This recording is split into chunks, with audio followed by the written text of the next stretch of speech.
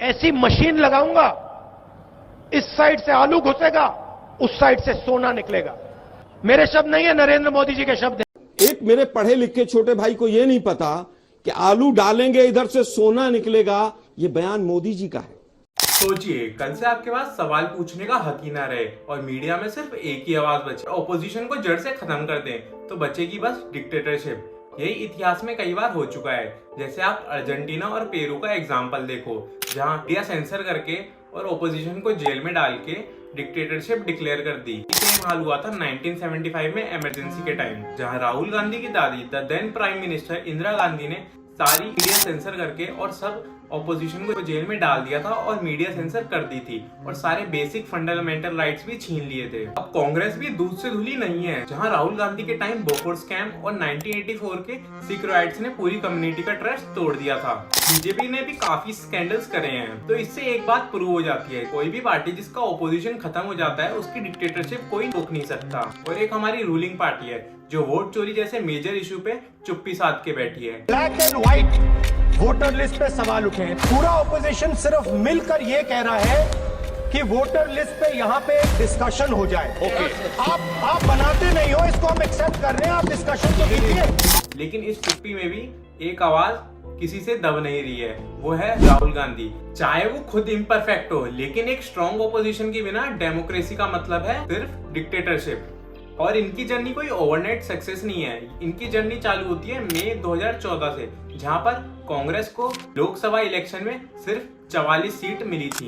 तो सबने राहुल गांधी को फेलियर का टैग दे दिया था। 2017 में सोनिया गांधी से कांग्रेस का नेतृत्व लेके राहुल गांधी कांग्रेस के प्रेसिडेंट बन गए। लेकिन फिर नेपोटिज्म और डायनेस्टी से उन्हें काफी ट्रोल करा गया। लेकिन इसके बावजूद उन्होंने खुद से जाके पीएम मोदी को गले लगाया और उनसे कहा कि आपके लिए मैं पप्पू हो सकता हूँ, लेकिन मेरी नजरों में आपके लिए कोई घृणा नहीं दे सकते हो, मगर मेरे अंदर आपके खिलाफ इतना सा भी गुस्सा, इतना सा भी क्रोध।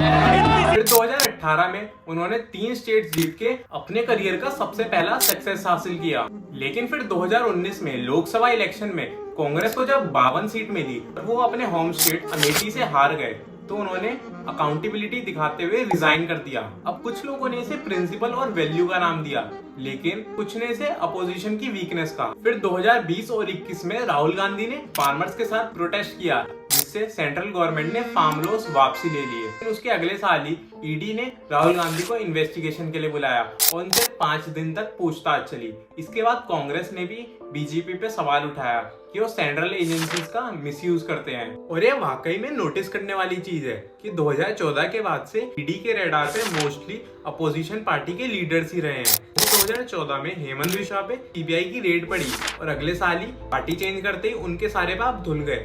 इसके बाद फिर सुमेंद्र अधिकारी जिन पे 2014 और 17 में 2 बार एफआईआर हुई, लेकिन उसके बाद बीजेपी ज्वाइन करते ही उनके सारे केस रुक जाते हैं। ये कोई कोइंसिडेंस नहीं, इसके काफी एग्जांपल हैं, जैसे अजित पवार, नवीन जिंदल और काफी सारे और एग्जांपल्स हैं। फिर उनका विनिंग मूव 2022 की भारत जोड़ो यात्रा से आया। 3500 किलोमीटर की कन्याकुमारी से श्रीनगर तक राहुल गांधी ने पद यात्रा करी, अलग धर्म, भाषा और विचारों की बंदिशों को तोड़ने के लिए, जिसमें मेजरली बीजेपी स्टेट्स थी। और उसके बाद 26 विपक्षी दलों ने इंडिया अलायंस बनाया बीजेपी को टक्कर देने के लिए। इसके बाद राहुल गांधी ने पार्लियामेंट में मणिपुर हिंसा का टॉपिक उठाया। मैं मणिपुर गया, हमारे प्रधानमंत्री नहीं गए, आज तक नहीं गए, क्योंकि उनके लिए मणिपुर हिंदुस्तान नहीं है। इससे उनकी इमेज एक स्ट्रॉन्ग नेता की तरह एस्टेब्लिश हुई। लेकिन इसके बाद गवर्नमेंट ने 13th अमेंडमेंट एक्ट पास कर दिया, जो कहता है कि कोई भी मिनिस्टर अगर 30 डेज से ज्यादा जेल में रहता है या उसका कन्विक्शन पीरियड 5 इयर्स टाइम से ज्यादा है, तो उसे अपनी पोस्ट से 31st डे रिजाइन करना पड़ेगा। लेकिन इस एक्ट के थ्रू ईडी किसी भी ऑपोजिशन लीडर को आराम से 30 दिन जेल भेज के उससे रिजाइन करवा सकती है। इससे ऑपोजिशन वीक हो सकता है और डिक्टेटरशिप हो सकती है। वीडियो किसी भी लीडर की इमेज क्लियर करने के लिए नहीं है, बल्कि डिक्टेटरशिप होने से रोकने को है। अपने सवालों को जिंदा रखो और एक अच्छे लीडर को फॉलो करो। अगर वीडियो पसंद आई हो तो लाइक करो। मिलते हैं नेक्स्ट वीडियो में।